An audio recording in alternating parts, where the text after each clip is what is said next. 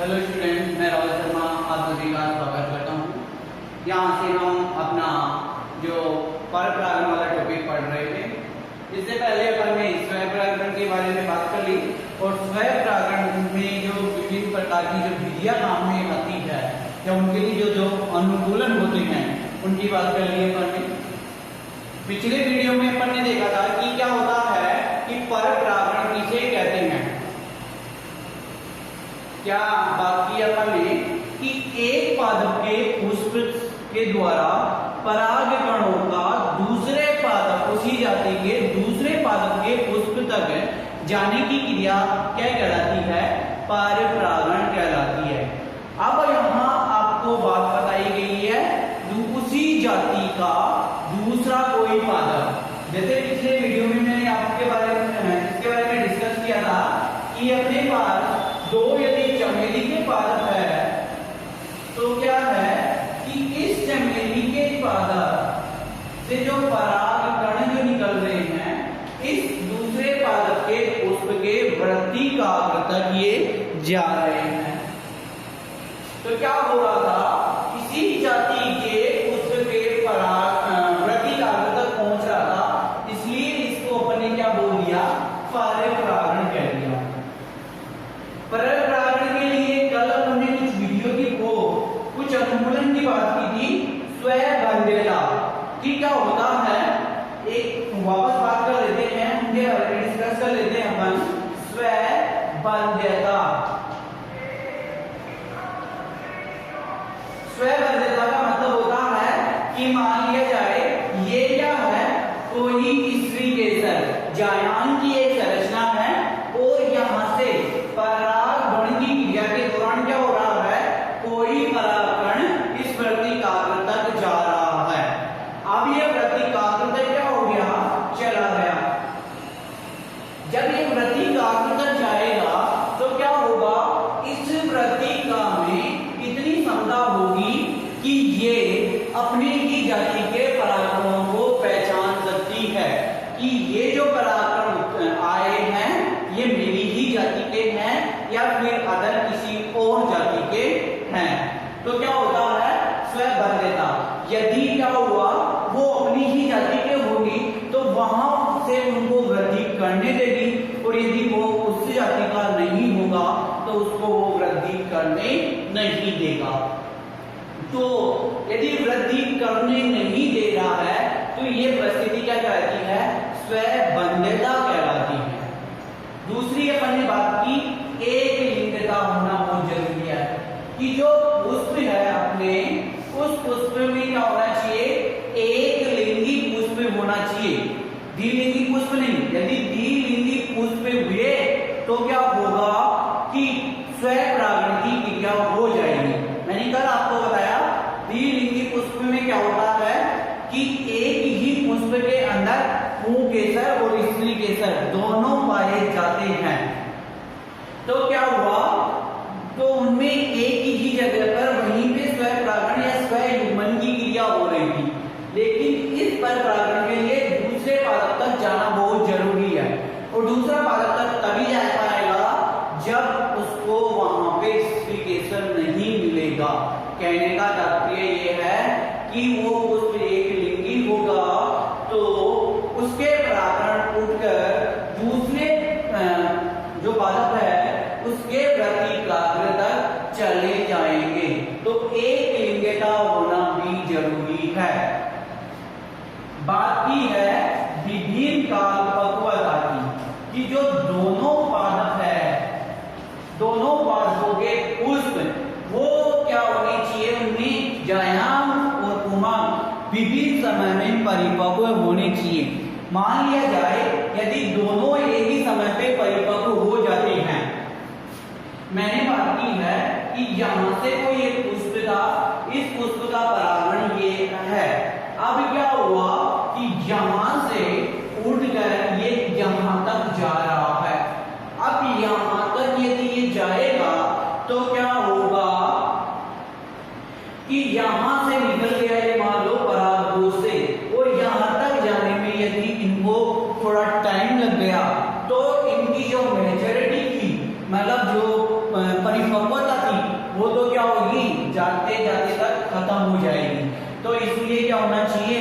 इन दोनों में विभिन्न समय में विभिन्न प्रकार की परिपक्वता होनी चाहिए। ये परिपक्व हो गया, अब यहाँ से परागकण निकल गए, निकलने के बाद में जब यहाँ परागकण पहुंचेंगे तब ये वृत्तिकाग्र क्या होना चाहिए, परिपक्व होना चाहिए। एक हर्कोगैनी की बात की थी मैंने, एक हर्कोगैनी में मैंने बताया था आपको, हर्कोगैनी में क्या होता है कि जो परागकण परागकोश से निकले हैं वो किसी कारणवश या किसी बाधा के कारण वो वृत्तिकाग्र तक नहीं पहुंच पाते, तो ये क्रिया क्या कहलाती है, हर्कोगैनी कहलाती है।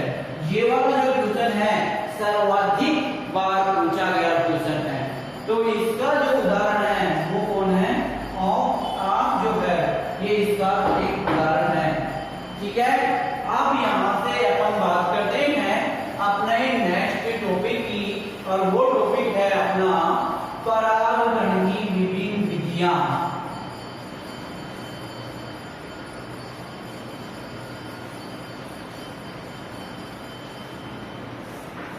देखिए विधि के लिए क्या पाया जाना है, एक की बात करते हैं।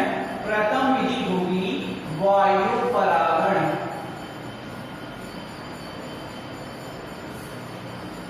अब इनमें मैं परिभाषा बताता हूं, यदि परागण क्या परागण की क्रिया यदि वायु के द्वारा संपन्न हो रही है तो वह क्रिया वायु परागण कहलाती है।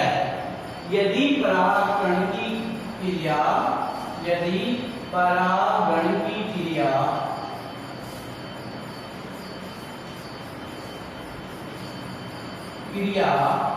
वायु द्वारा संपन्न की जाती है, वायु द्वारा संपन्न की जाती है तो उसे वायु परागण कहते हैं, वायु परागण कहते हैं। अब देखिए जैसे मैं बात करता हूं वायु परागण के लिए घास का पादप, मतलब अधिकतर जो एक बीजपत्री पादप होते हैं ना, जैसे घास क्या है, एक बीजपत्री पादप है जिनका बीज क्या होता है, एक भाग में बटा होता है।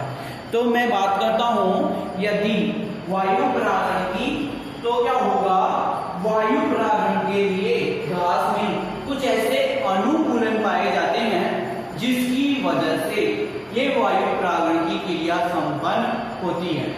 यदि मैं आपसे बात करूं कि वायु परागण के लिए क्या क्या अनुकूलन पाए जाते हैं, तो क्या क्या अनुकूलन पाए जाएंगे उनकी अपन यहां डिस्कस कर लेते हैं।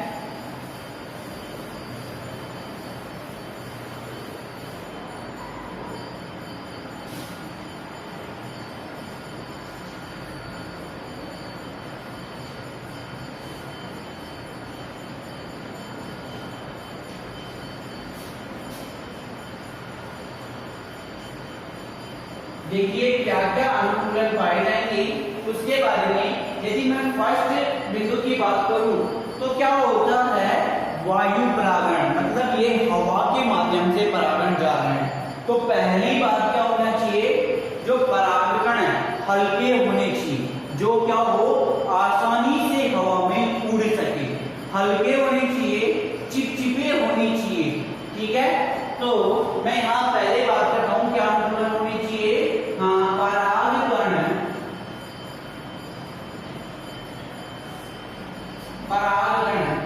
छोटे एवं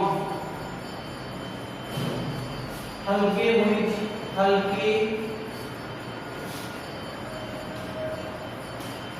चाहिए, पहली बात।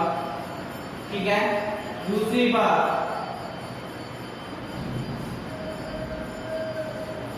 शुष्क एवं हल्के चिकनाहट युक्त होनी चाहिए, हल्के चिपचिपे होनी चाहिए।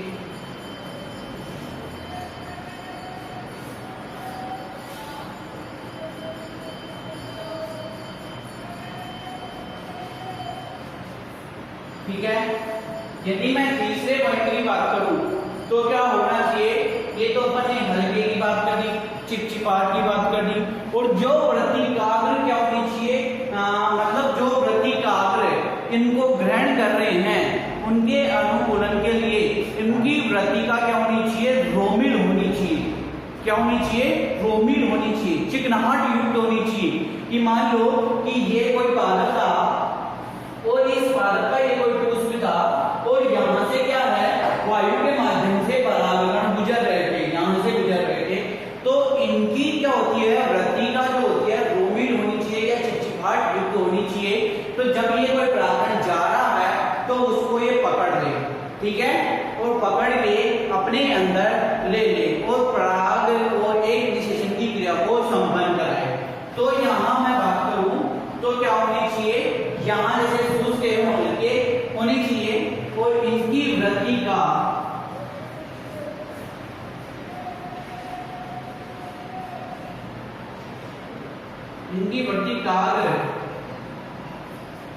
रोमिल एवं चिपचिपाहट युक्त होना चाहिए।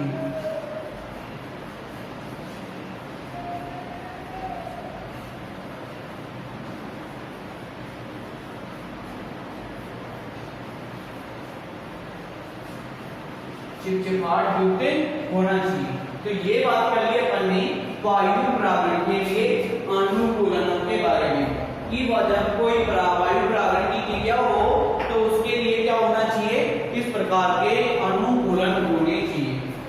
अब यदि मैं सेकंड की बात करता हूं, जल परागण,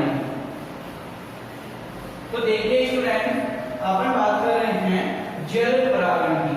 तो जल परागण की क्रिया या जल परागण की परिभाषा अपन कैसे देंगे, यदि परागण की क्रिया जल द्वारा संपन्न होती है तो उसे जल परागण कहते हैं। मतलब जो वायु परागण की जो परिभाषा दी है अपन ने, वही परिभाषा अपन जल परागण की देंगे।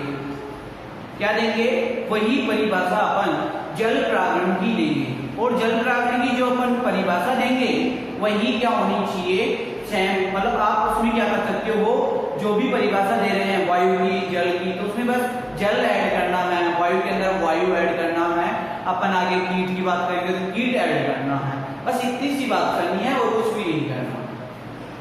तो मैं यहां आपको दूसरे परागण की बात करता हूं, जल परागण। तो मैं जल परागण की बात करता हूं, यदि परागण की क्रिया, यदि परागण की क्रिया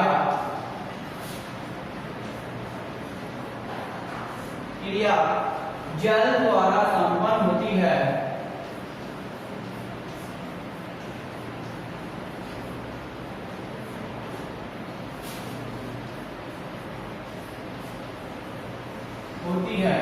तो उसे जल परागण कहते हैं।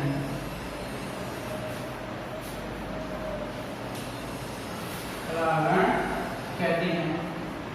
अब देखिए जल परागण की बात करते हैं तो जल परागण भी क्या होते हैं, दो प्रकार के होते हैं।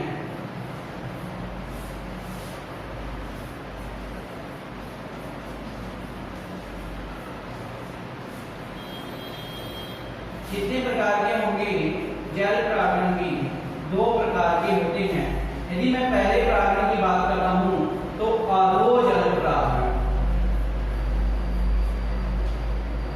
अधोजल परागण का मतलब होगा यहां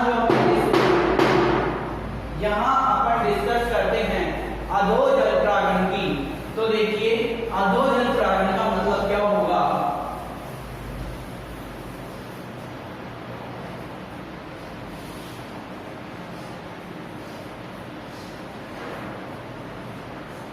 यदि परागण की क्रिया जल के अंदर हो रही है तो वह क्रिया क्या कहलाएगी, अधो परागण कहलाएगी। यहां लिखना है आपको, यदि परागण की क्रिया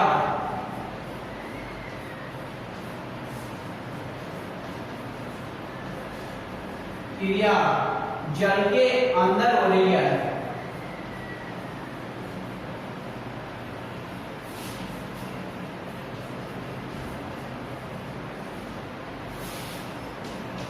तो उसे अधोजल प्रावरण कहते हैं, उसे अधोजल परागण कहते हैं।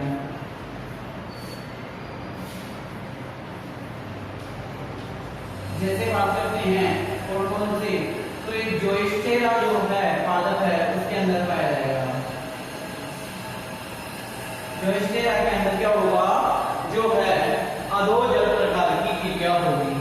अब इसी का दूसरा भाग अपन पढ़ेंगे, ये तो अधोजल की बात कर ली, बी अपन पढ़ेंगे अधिजल प्रावरण। तो अधिजल प्रावरण का मतलब होता है यहाँ यदि परागण की क्रिया जल के ऊपर संपन्न हो रही है, उसकी सतह पे संपन्न हो रही है, तो ये क्रिया अधिजल प्रावरण कहलाएगी। क्या कहलाएगी, अधिजल प्रावरण कहलाएगी। जैसे वैलेसनेरिया, तो आपको परिभाषा लिख लेनी है और ये क्या लिखना है, वैलेसनेरिया। ये क्या हो गया, अधिजल प्रावरण की परिभाषा हो गई। तो आप सभी को क्या करना है, ये जैसे अधोजल इस पर प्रावरण की विधियों की अपन बात करते हैं, तो पर प्रावरण की विधियों के बारे में क्या बात की अपन ने, कि पर प्रावरण जो होता है वो क्या होता है कि दूसरे पादपों के अंदर उसके क्या जाते हैं, परागण जाते हैं।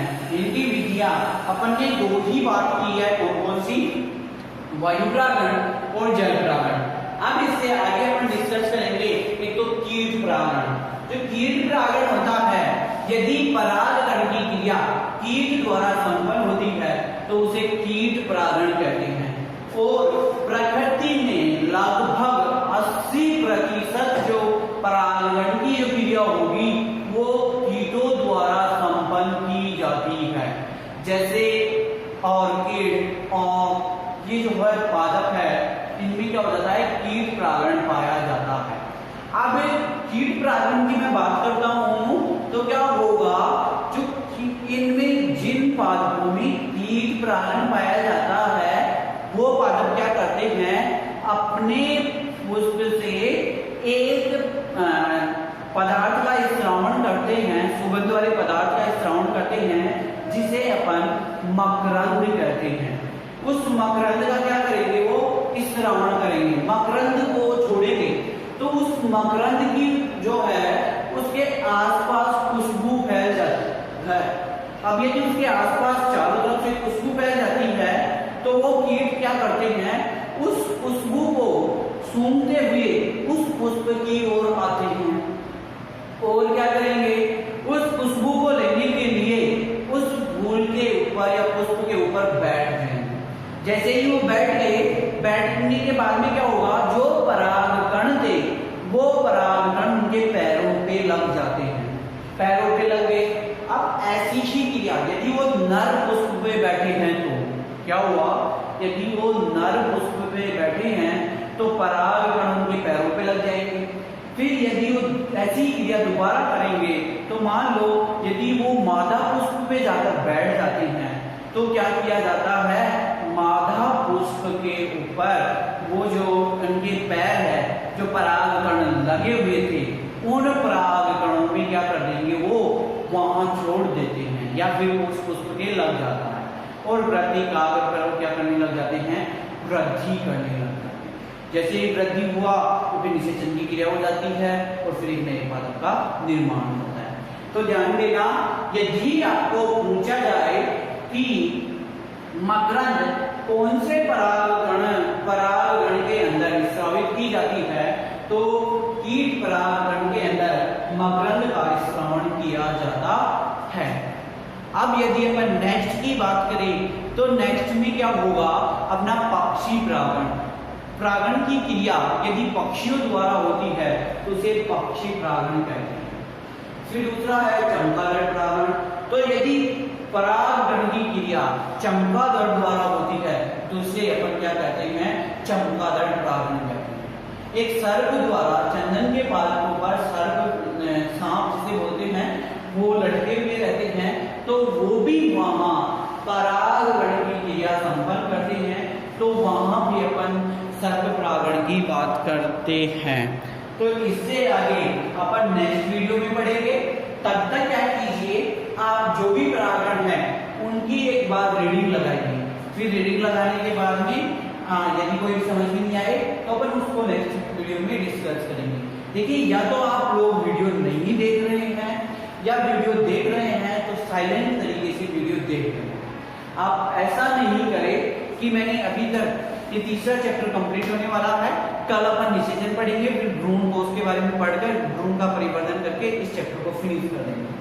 तो क्या है, अभी तक किसी बच्चे का कोई भी डाउट नहीं है और जो पढ़ता है वो डाउट उसी का आता है। जैसे मेरे को ये समझ में नहीं आया तो आप मेरे को ये बताएं। यदि आप देख रहे हैं तो क्या कीजिए, डाउट्स जरूर सेव कीजिए। यदि अपने अंदर ही दबा के रखोगे तो आपका क्लियर नहीं हो पाएगा। जितने डाउट हैं वो आप मैसेज के थ्रू कैसे भी भेज सकते हैं, फिर मैं उसको जितना जल्दी होगा आपको आंसर दे दूंगा। धन्यवाद।